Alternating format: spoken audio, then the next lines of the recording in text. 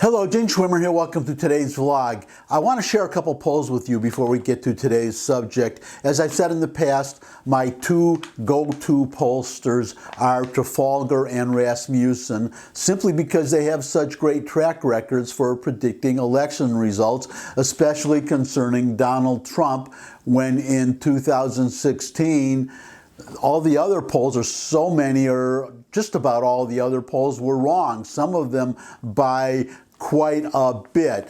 But Trafalgar got it exactly right as far as predicting that Trump would win. I don't think even Rasmussen predicted a win for Trump. I could be wrong, but they were very close in any case. It seems that the media polls or media-sponsored polls by, say, ABC, CBS, even by Fox News, which is supposed to be a conservative station, and they report, we decide, they don't weight their poll results. They seem to be wrong also by a lot. We'll see what happens this time in the election in just a few days.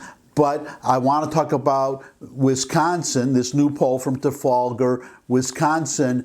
Every poll I've seen has shown Biden ahead, sometimes by a pretty good amount. I think the same may be true of Trafalgar, but now Trafalgar is showing, well, he's still showing Biden ahead, but here is the percentage. Biden 47.5, Trump 47.1. Less than a half a point ahead, well within the margin of error, I am sure.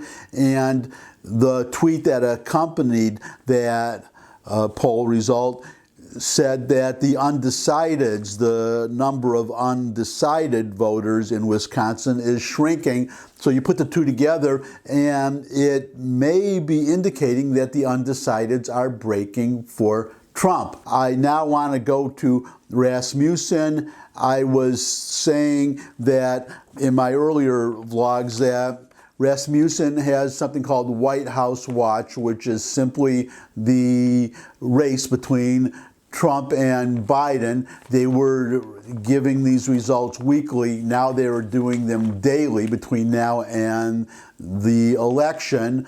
A few days ago, it was a 1-point lead for Trump. Then yesterday was a 2-point lead for Biden, and now it is back to a 1-point lead for Trump, 48 to 47. This is as of Wednesday, and then you're seeing it on Thursday, the next day, from when I record this. Also, Trump's approval is back up to 52%. Usually, if you are above 50%, that means you win. So if you are, full disclosure, I'm a conservative. I'm supporting Trump in this election. So consider that when I talk about good news, bad news. I mean good news for me because I'm a conservative, and it's bad news for liberals. Now on to today's subject, which is about this interview that I hoped, well, it's in general, the whole Biden scandal, the laptop, the Hunter Biden shenanigans in the Ukraine and China, and Joe Biden's continual denials that he knows anything about it, and also continual failure to say that these emails and voice recordings now and laptop, that none of that's authentic, because we have the media claiming that they're not authentic, that they can't verify them. That's what I want to talk about today. Tony Bobulinski, this interview that Tucker Carlson did with him for the entire show. He was very credible, military veteran from a long line of military veterans. He was just very credible. If you haven't seen that interview, I am linking to it in the description, and I urge everybody to watch it. Everybody has to see that.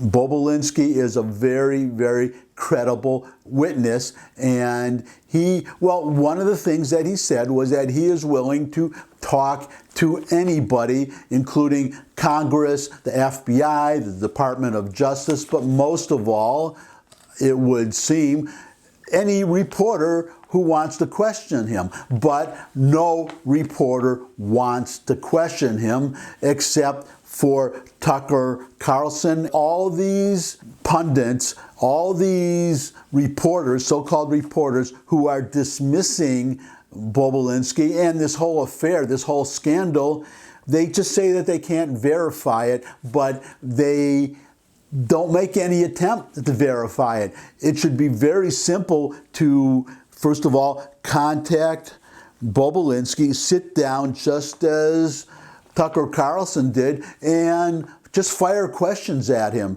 Fire your most hostile questions. Try to break his story. Let Bobulinski answer. But they are not doing that. Instead, they are going overboard to bury this story. And that's what I want to talk about, because we're talking about two scandals. The actual Biden scandal and the scandal of the press not covering the story, claiming that it's not verified. And it's important to note, as you'll hear Bobulinski himself say in that interview, if you take the trouble to watch it, Tony Bobulinski's main reason for going public is because of Adam Schiff. Because Adam Schiff said that Bobulinski's account, the many, many thousands of emails, the voice recording, the laptop, all of it is Russian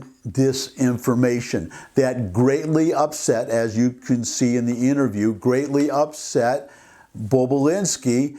He contacted an associate of Hunter Biden and said that if Adam Schiff does not retract that statement within, I think, 24 hours, within a short time period, Tony Bobulinski, was going to go on the air and provide all the documents and just put it all out there.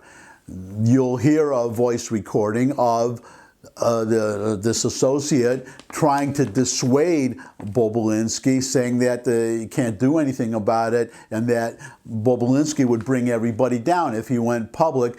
Bobulinski said in the interview he was not so naive to believe that there was nothing that could be done, that all it would take would be for Joe Biden to call Adam Schiff and tell him to retract the statement, to say that it is not Russian disinformation. That did not happen, and therefore Bobulinski went on the air to give the interview. But look at this headline. This is what I am talking about. MAGA, Make America Great Again, MAGA scrambles to repair the Hunter Biden narrative. That is what the whole article is about, that they are trying to, or this reporter is trying to discredit Tony Bobulinski and saying that the whole story is about Bobulinski and MAGA, all of Trump's supporters and the campaign, trying to get somebody to verify and report this story. They are putting it all on Bobulinski and MAGA, turning it all around to say that there's nothing there, and the MAGA people are desperate, trying to get somebody to report an unverified or unverifiable story. That is just false, and it is really a shame on our media. Again, as I said, they've made no attempt to talk not just to Tony Bobulinski, but he made a point when he brought forth these emails, some of which you will see screenshots of in that interview, that these were not emails that he sent, that he could have fabricated. These were emails that were sent to him. So I actually did have Journalism 101 back in my college days, these many decades ago. But it should be very simple, and if you're any kind of reporter, honest reporter, objective reporter, you should do what I said first a moment ago.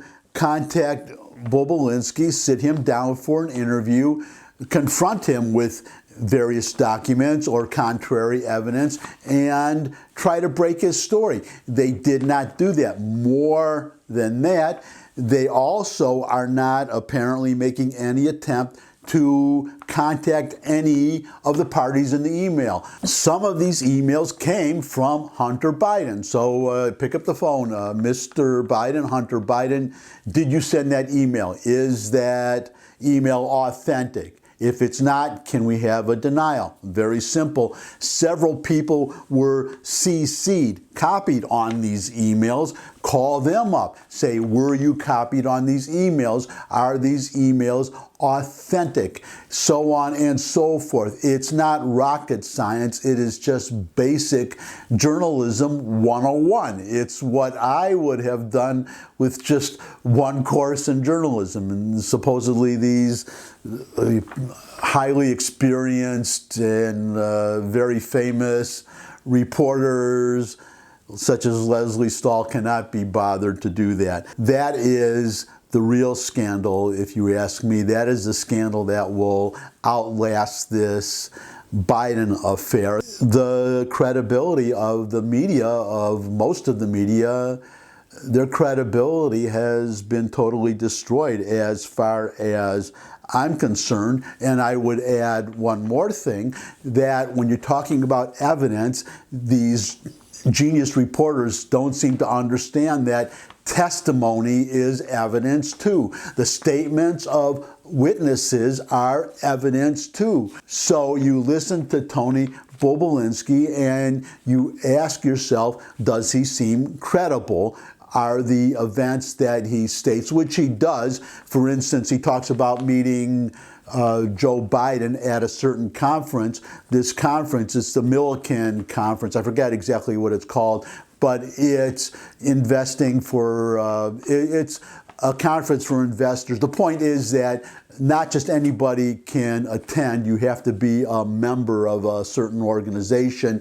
To get Bobulinski into this conference, special arrangements had to be made to give him permission to attend. So there is a record of him being at this conference. There is a record of Joe Biden being at that conference, of Hunter Biden being at that conference, so on and so forth. And this is just one example, easy to verify, but you can just go by listening to Tony Bobulinski. Let's focus on that for a second, whether you find him credible. Now compare the credibility that this supposedly objective and fair press is assigning to Tony Bobulinski to the credibility with which they treated the testimony of a certain Christine Blasey Ford, who testified before Congress under oath that then Supreme Court Justice nominee, now Justice Brett Kavanaugh, had sexually assaulted her as a teenager decades ago.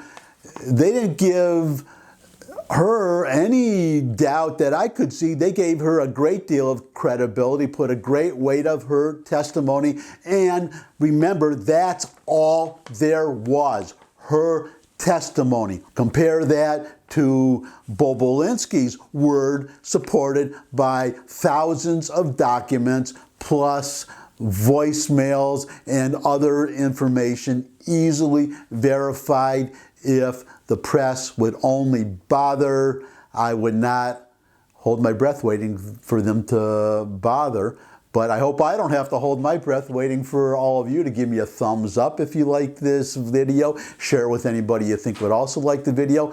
Got any comments? Comment section below the video, where you can also put questions, suggestions for future topics. You could subscribe. I love getting subscribers. And let me also plug my music channel that I started just for my own enjoyment. I post my original songs. I'm putting a link in the description. Just 2 songs there right now, but I'm working on another one. Should be up hopefully in the not too distant future. But most of all, come back and see me again. I enjoy seeing all of you again. I look forward to seeing all of you again. And until I do see all of you again, bye.